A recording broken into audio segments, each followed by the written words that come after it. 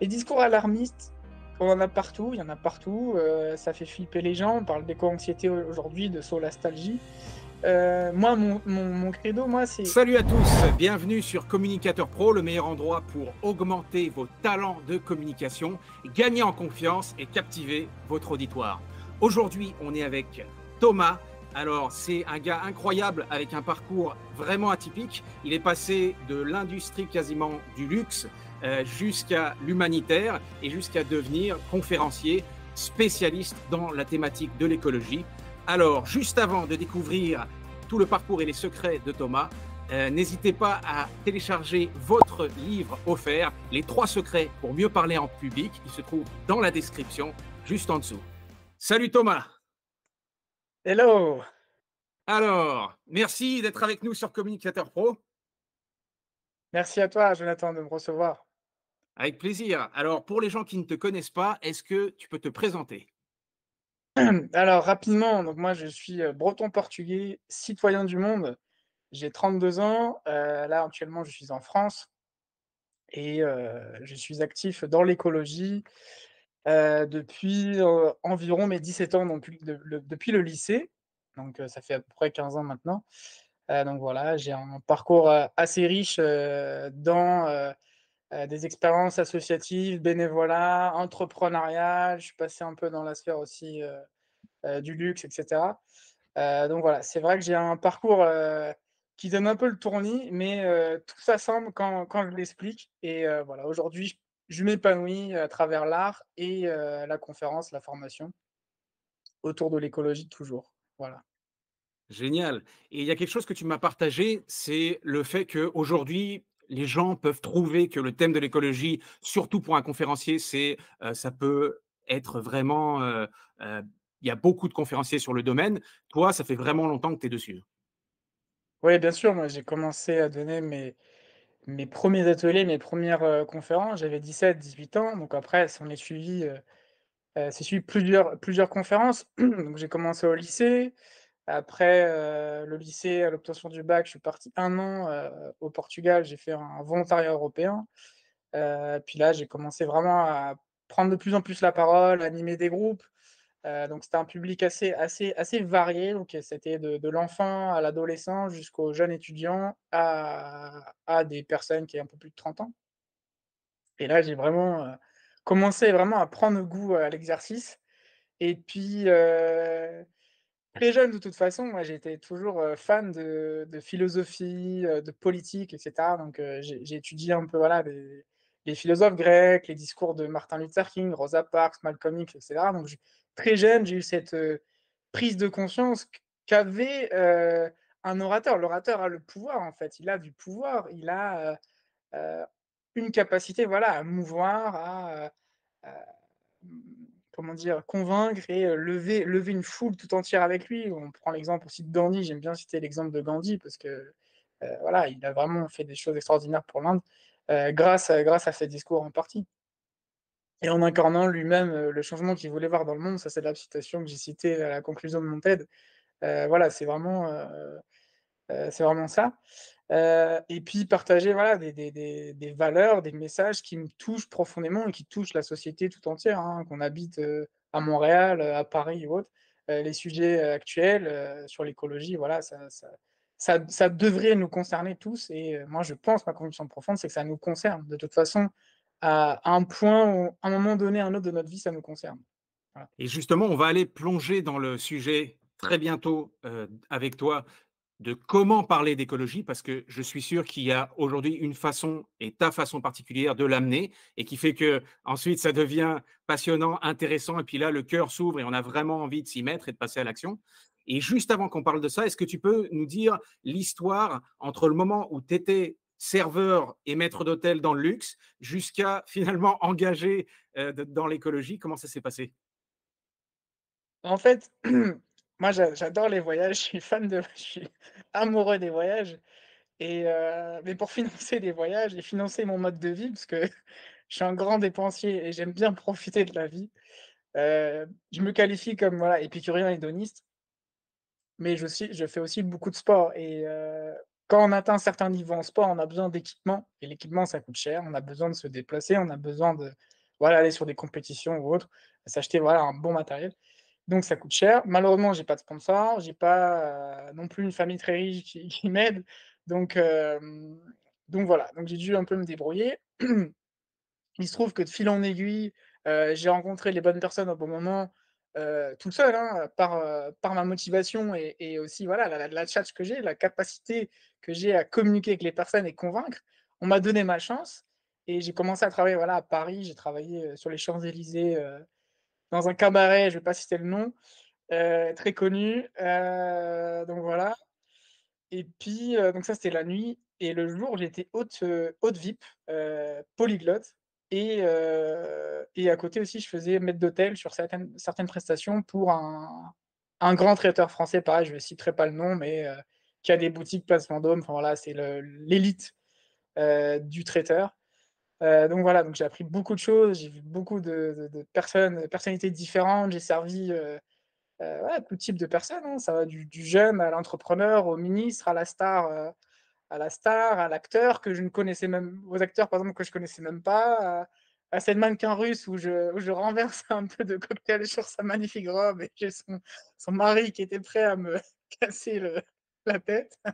Donc voilà, moi, j'ai plein d'histoires à raconter et donc j'ai fait ça pendant quelques temps et puis, j'ai mis de l'argent de côté et ça m'a permis de voyager et puis de monter mes business, hein, tout simplement.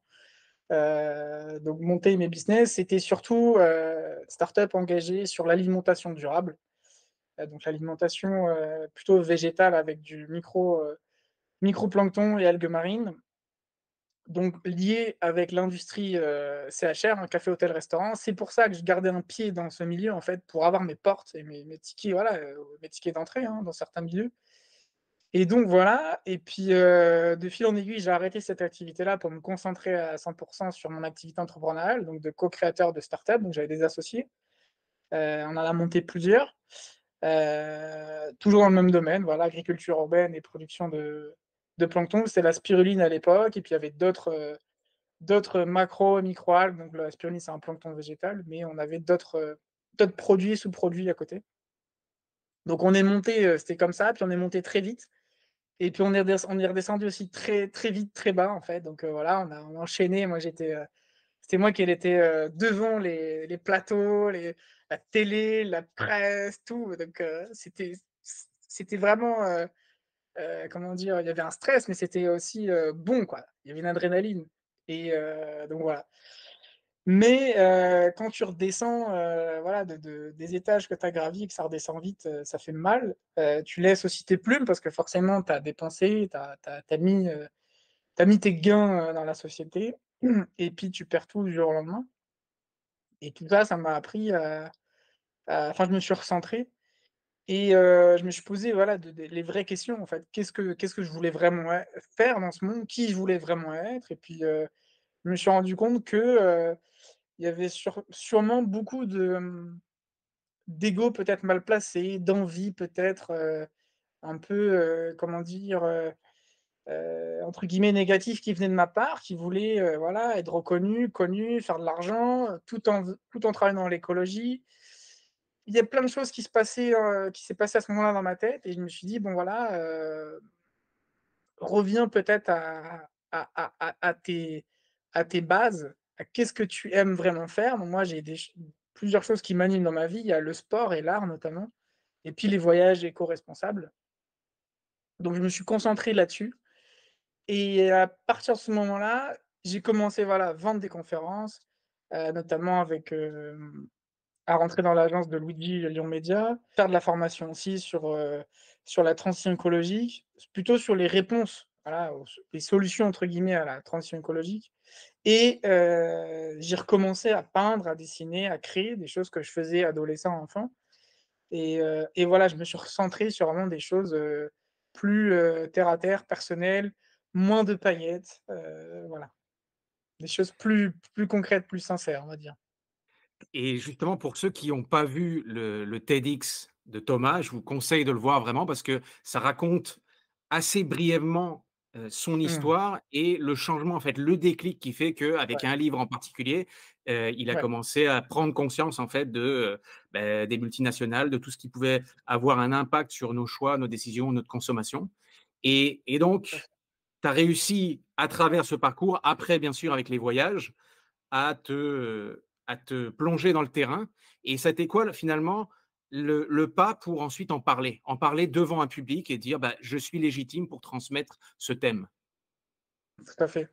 Effectivement, donc j'invite, les auditeurs à aller voir mon TED, ça dure, autour de 15 minutes donc on peut regarder le TED en faisant sa vaisselle ou en cuisinant, ça passe très bien. Hem, Bah, la légitimité que j'ai, c'est je pense, le fait d'avoir déjà 17 ans, au lycée, j'étais déjà en charge, avec la direction des activités, de la mise en place d'activités au sein du lycée. C'est un grand lycée en Bretagne, de l'agenda 21. Donc aujourd'hui, on est sur les ODD, les 17 ODD de l'ONU.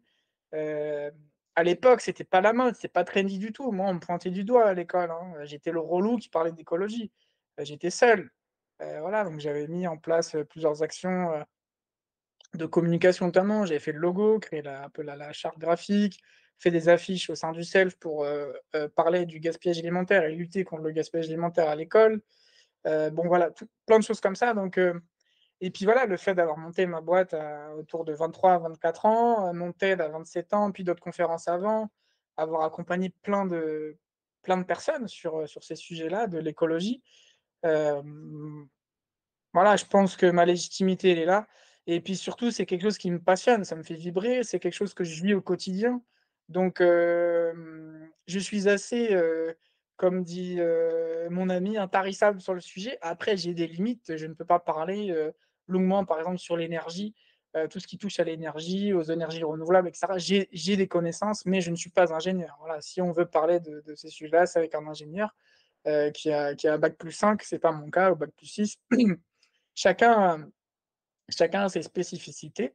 Voilà, pareil, j'ai quelques connaissances sur, les mobilités, sur les systèmes de voilà, de voitures électriques, hybrides et cetera, mais c'est pas des sujets non plus qui me ça m'intéresse, mais ça me passionne pas, donc forcément, j'ai pas de connaissances là-dessus. Moi, mes connaissances, elles s'articulent vraiment sur le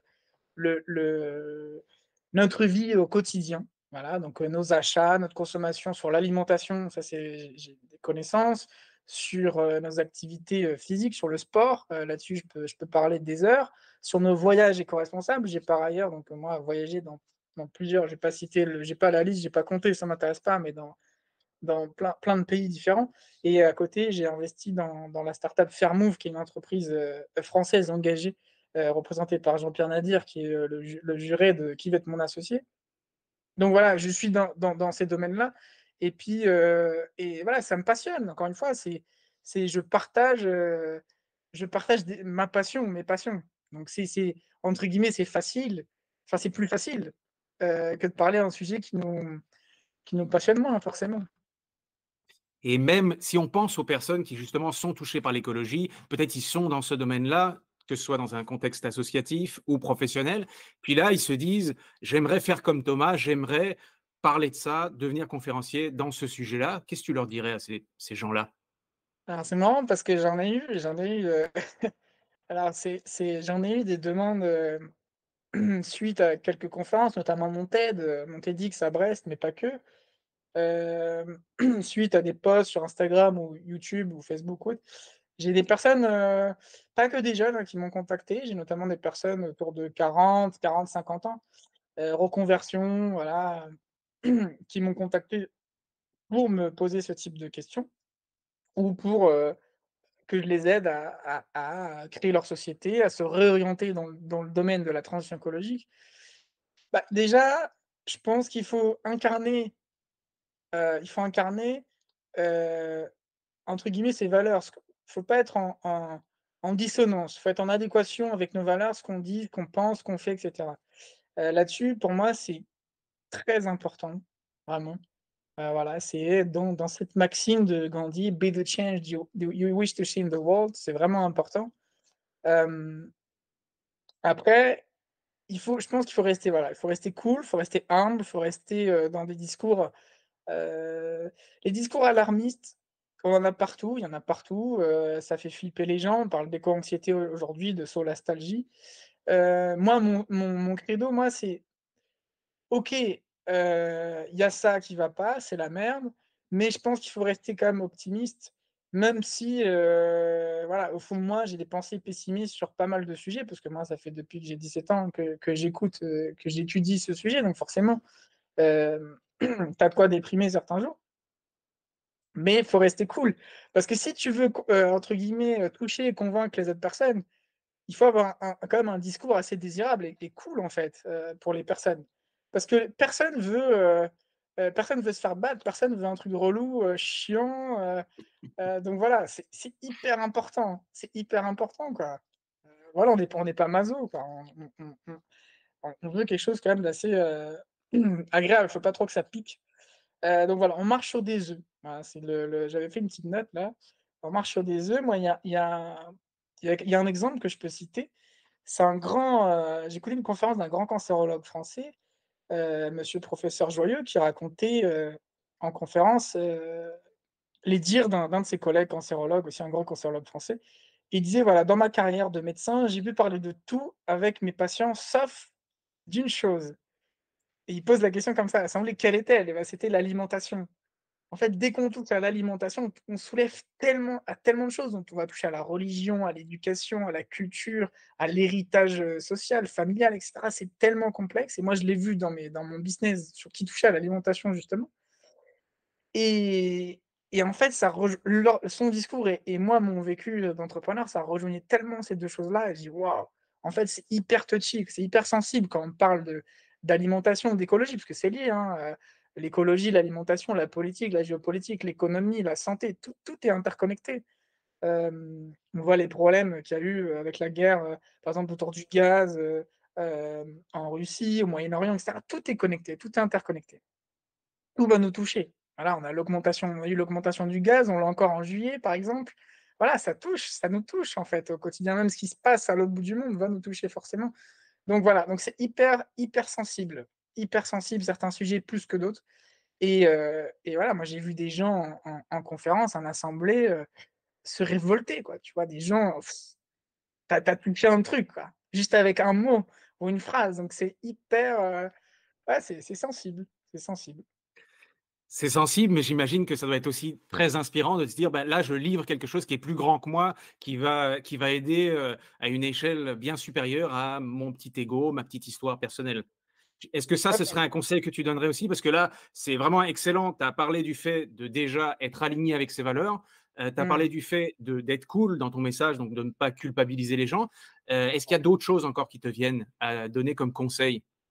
Bah, tout à fait, dans ce que tu soulèves, il y a moi, j'ai pensé à un homme, un grand homme que j'aurais dû rencontrer, je travaillais à l'époque avec un grand biologiste français, Pierre Monod, qui était, entre guillemets «ami», voilà, il se connaissait avec Hubert Reeves. Hubert Reeves est décédé malheureusement, grand astrophysicien, je crois québécois, non? Ou de Montréal, ou en tout cas il est originaire de ton coin et bon là, il est décédé récemment. Ça m'a fait beaucoup de peine parce que je voulais vraiment le rencontrer et on aurait dû se rencontrer lors d'une conférence. Malheureusement, il était très malade, en fin de vie et lui, il dit une chose, très forte, c'est qu'on est poussière d'étoiles. Voilà, ce monsieur Hubert Reeves, astrophysicien, il dit: «On est poussière d'étoiles» et en fait, ça fait sens, en fait. En nous, donc nous, en tant qu'humains, hein, en tant qu'individus, on est composé de lithium, on est composé de carbone, d'eau et cetera, d'oxygène.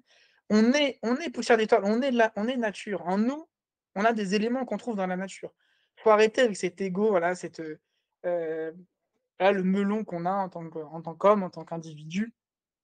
Moi, je pense qu'on est sur terre, c'est qu'il y a une raison. On est sur terre pour partager, pour communiquer, faire le bien autour de nous et créer vraiment des choses, positives et inspirer d'autres personnes. Ça, c'est ma conviction profonde et et voilà, faut laisser l'ego de côté et on est entre guillemets «rien». Il faut avoir cette humilité-là, cette sagesse, je pense, de se dire que on est éphémère, on est poussière d'étoiles. Demain, on peut mourir. Voilà, il y a des gens, moi j'ai déjà eu dans des rencontres ou des amis, voilà, des personnes, des connaissances qui «décèdent du jour au lendemain» entre guillemets, un arrêt cardiaque, des grands sportifs, qui sont en pleine santé, qui décèdent d'un arrêt cardiaque, par exemple, pendant leur sommeil ou autre, ou un accident de la route ou que sais-je. Ça la vie, de toute façon, ça arrive très vite. Donc voilà. Et d'ailleurs, en conférence, très souvent, quand je prends la parole, je fais des petits quiz et justement, voilà, je demande aux personnes, par exemple, quel est le pourcentage, d'eau qui se trouve dans notre corps ou, voilà, c'est ce type de questions, en fait, très simple, sur le lithium, le carbone, sur plein de choses, en fait, qui nous concernent, voilà, qui nous concernent. Donc et entre guillemets, ra rassembler l'écologie, un sujet qui est très vaste, qui est très, diffus, à notre personne, en fait, à nous. Parce qu'on est de toute façon, on est entre guillemets, on est tous égoïstes, un peu égoïstes, hein, on pense à notre personne et on veut des exemples. On cherche à avoir des exemples, des solutions, des réponses concrètes à notre vie quotidienne. Donc c'est pour ça que je ramène toujours un peu à tout ça. Je te donnais l'exemple de la guerre en Russie, par exemple, au Moyen-Orient, les conflits, voilà, qu'est-ce que ça entraîne? Ça entraîne des augmentations de gaz et cetera et plusieurs choses qui vont impacter notre vie. Donc voilà, et quand on parle de portefeuille, alors là tu touches aux gens. Quand tu parles de leur liberté, de leur, la santé, leur portefeuille, voilà tout ça, tu vas les toucher donc moi j'ai étudié si tu veux ça. Tu es obligé de passer par la phase un peu, d'études sur les sujets qui vont toucher le plus les personnes, c'est de la psychologie, hein. C'est un peu les sujets qui tournent autour de la psychologie donc c'est passionnant, c'est passionnant.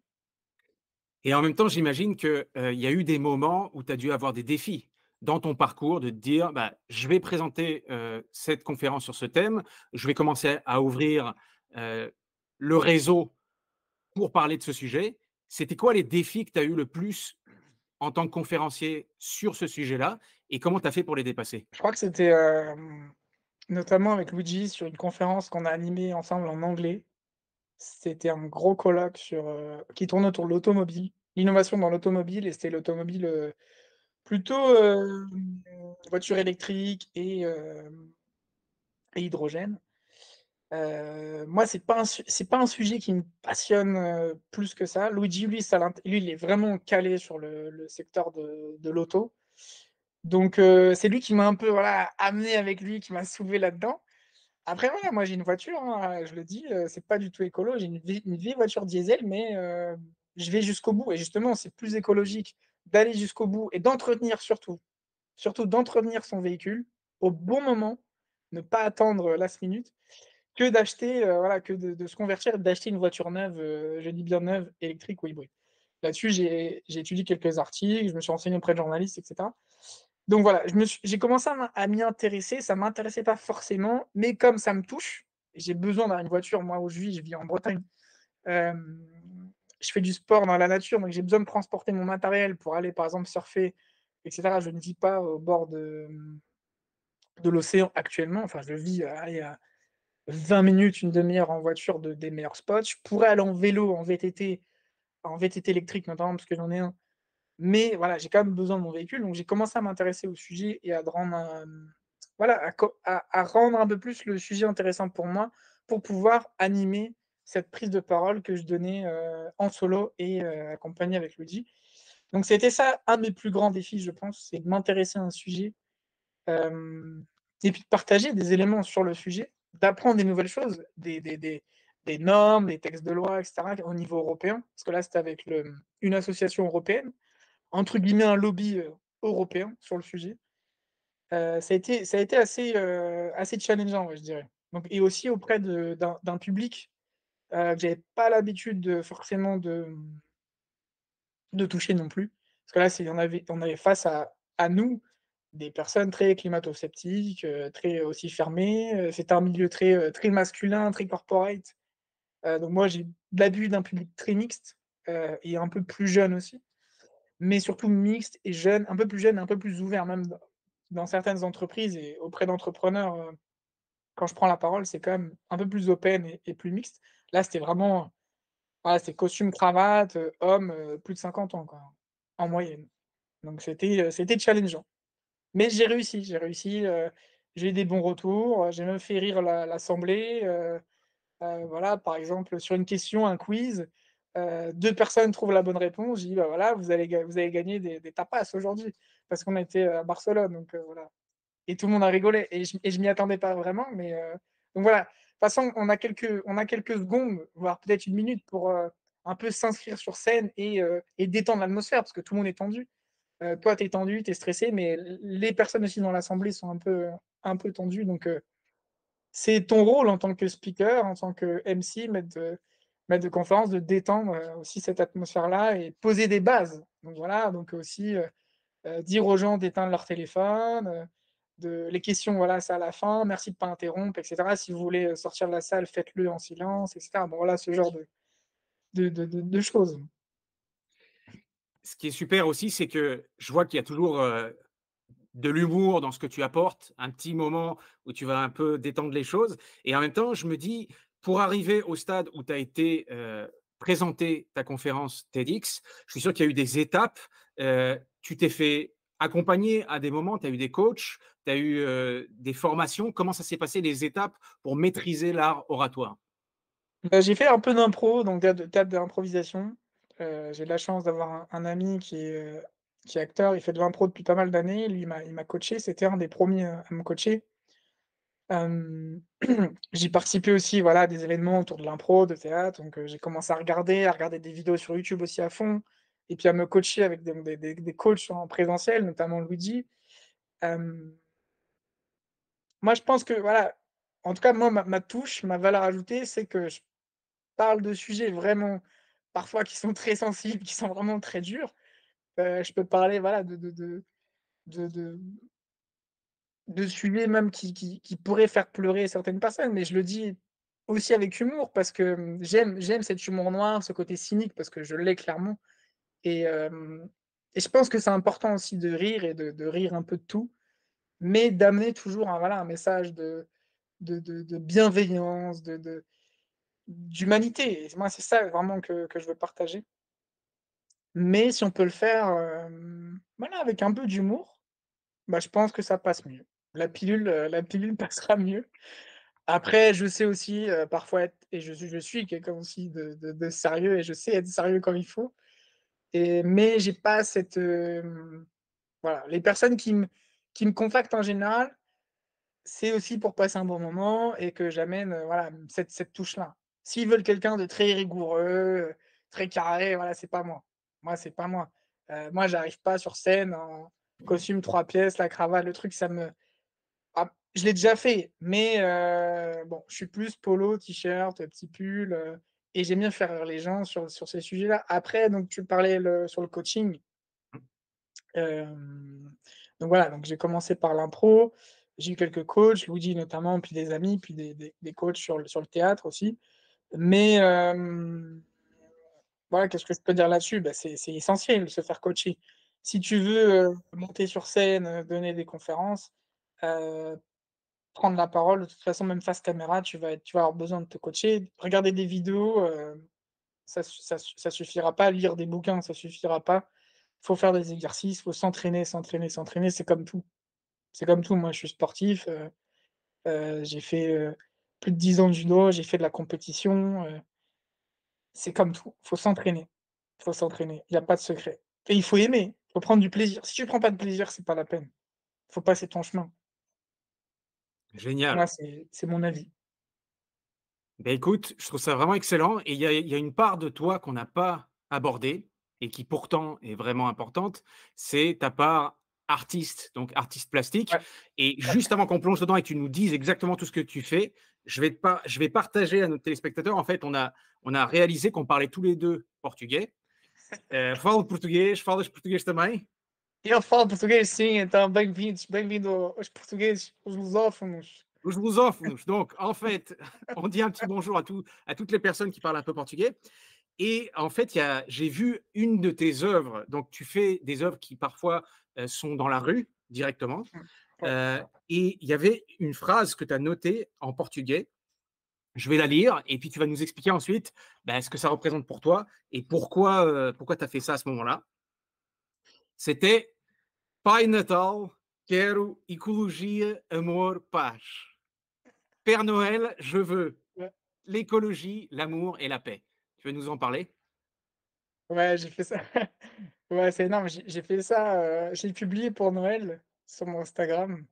Ça l'a beaucoup plu parce qu'en fait, c'est très enfantin, c'est très simple, enfantin et puis le message, en fait, il est très fort, en fait. Parce que Noël, bon voilà, Noël, c'est les valeurs, c'est la famille, se rassembler et cetera. Mais aujourd'hui, Noël, comme la Saint-Valentin ou Halloween, c'est devenu quelque chose de très commercial, de très, très capitaliste et moi, c'est pas du tout mon mode de vie. Je suis totalement, contre cette, surconsommation des fêtes, actuelles commerciales et donc j'ai écrit ça sur ce mur, d'un bâtiment, je précise, qui était à l'abandon.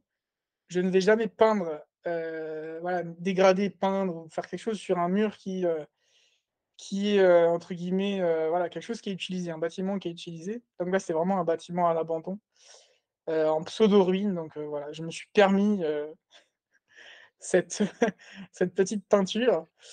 Puis c'est pour rester aussi dans la légalité aussi, voilà. Donc voilà, donc comme je l'ai dit, c'est simple, c'est efficace, et puis il y a ce côté, voilà, enfantin, parce qu'on a tous un enfant intérieur en nous et je voulais alerter les gens à l'approche des fêtes, à l'approche de Noël, qu'en fait, voilà, Noël, c'est ça, c'est des vraies valeurs, quoi. C'est plus d'amour, l'écologie, voilà, c'est tout ça, en fait, donc l'art est un bon moyen pour passer ces messages-là, comme le fait un grand street artist, Banksy, par exemple, qui lui, est, la référence mondiale sur ces sujets du capitalisme, de l'écologie et cetera. Il est très, très bon là-dedans. Il n'y a pas que lui, mais c'est un des plus grands. En tout cas, avoir popularisé ce mouvement du street art et militantisme. Donc voilà. Donc, si tu veux, comme je le disais tout à l'heure, dans mon explication sur mon parcours, quand j'ai arrêté, mes activités entrepreneuriales, en tant que start-upper, co-créateur de start-up, je me suis reconnecté à vraiment ce que j'aimais faire et vraiment ma personne, sur des choses plus simples et c'est là où je suis revenu à l'art et à mes pratiques artistiques avec le sport et toujours avec l'écologie. Mais moi, ma pratique artistique en tant qu'artiste plasticien aujourd'hui, officiel puisque je commence à exposer déjà en Europe, à vendre et cetera, à participer à des événements, majeurs, c'est de toujours partager un message autour de l'écologie, toujours. Donc quasiment, je crois, peut-être, voilà, deux trois éléments comme ça que je dessine des fois, que je peins, c'est juste pour chercher quelque chose de beau, la qu le geste et cetera. Mais il y a toujours un message sur l'écologie. Voilà, tu vois, dans le street art, donc quand je peins sur des déchets dans la rue, c'est vraiment mon délire, c'est vraiment mon dada, peindre sur des matelas, sur des télés, des meubles, des canapés, enfin tout ce que je trouve dans la rue. Peindre sur des poubelles, du carrelage dans la rue, enfin bref. Notamment à Paris, au Portugal, à Lisbonne, Porto, Braga, voilà. Des villes que je visite. Mais c'est vraiment toujours de partager ces messages-là. Demain, c'est marrant, demain j'ai une réunion, pour une exposition là en Bretagne et je vais peindre, des ballots de paille, qui sont bâchés. Donc là, on est en pleine crise, enfin on sort un petit peu de la crise, agricole en France, mais c'est le moment. C'est le bon moment, pour le faire aussi. Pour remercier, nos agriculteurs, nos paysans et faire un petit message taquin, plutôt, voilà, taquin, contre le lobby, de la FNSEA, donc les gros lobbies, agricoles en France, hem, pour lesquels je ne porte aucun respect et voilà, donc je suis plutôt pro paysannerie. Moi, je suis petit-fils de paysan, breton. Donc donc voilà, mes grands-parents, ma grand-mère, ont toujours eu leur champ, leur jardin, leur potager bio avec les poules, donc c'est inspirant et c'est ça que je veux défendre et justement, demain, je vais me faire un petit plaisir de partager ces messages-là de manière très simple puisque les personnes dans leur voiture ou qui passent doivent, comment dire? Percevoir, comprendre le message en quelques secondes.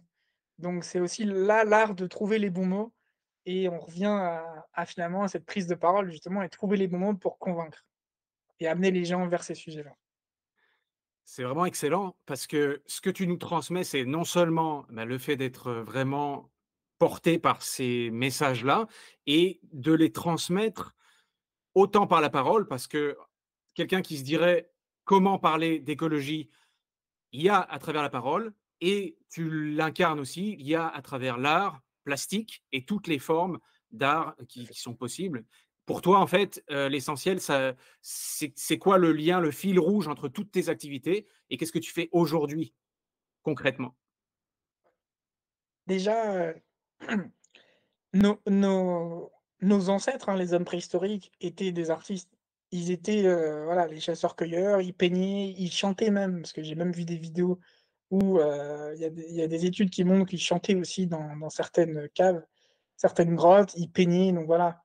Ils avaient des activités aussi de danse, de trance et cetera, donc on est comme ça, donc pourquoi le fuir aujourd'hui, tout ça parce qu'on a un statut, un métier, une belle voiture et cetera. Non, c'est fuir qui on est, c'est fuir notre essence, en fait.